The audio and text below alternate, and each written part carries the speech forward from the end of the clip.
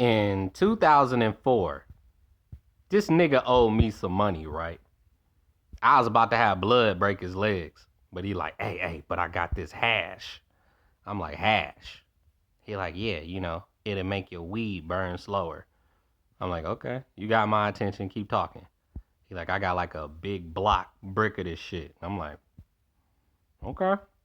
And you go give it to me as compensation for what you owe me.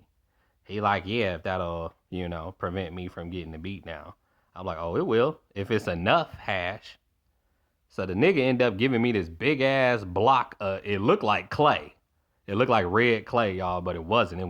It was called, let me make sure I get it right, Red Devil Indian hash. And I was like, God damn, that sounds like it's intense.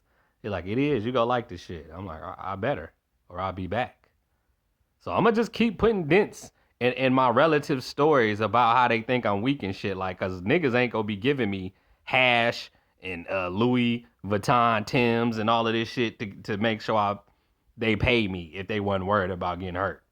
So he gave me the hash, and me and my auntie was smoking good. We was smoking. So like, unfortunately, it was in clay form, and I had to break it down into powder form. But once I did break it down into powder form, all I had to do was roll a blunt and sprinkle it over the top of the weed before I closed it up to smoke it.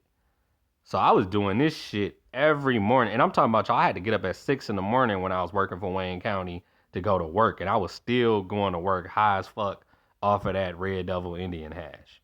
I wish I could get some right now, currently, but I ain't never seen it since 2004. Yeah. Since 2004, I ain't seen that shit. Nobody else has had that shit on these streets.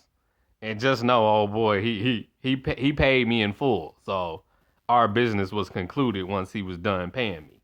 He ain't had to worry about me looking for him with goons and shit no more. So he gave me a shitload of that shit, and man, it got smoked up. That shit got smoked up. It got put in the air. And my auntie loved it. I loved it. It was like, see, there are many forms of paying me. It don't have to always just be flat out cash. You can pay me in weed too, not just hash, which is weed, another form of it. But yeah, we can work out a payment plan for real. Because if you live in Michigan, I always tell people, if you got a problem with me, you got beef with me, you better move out of Michigan. You gon' see me. Everybody go the same places in Michigan. It'd be like State Fair, Auto Show, Belle Isle, Rouge, movie theater, hit repeat. Same shit. So you gon' bump into me. Grocery store, gas station, liquor store. I'm gon' see you. So that's like a death wish to play with me and still stay in Michigan and think it's not gonna happen. It's gonna happen.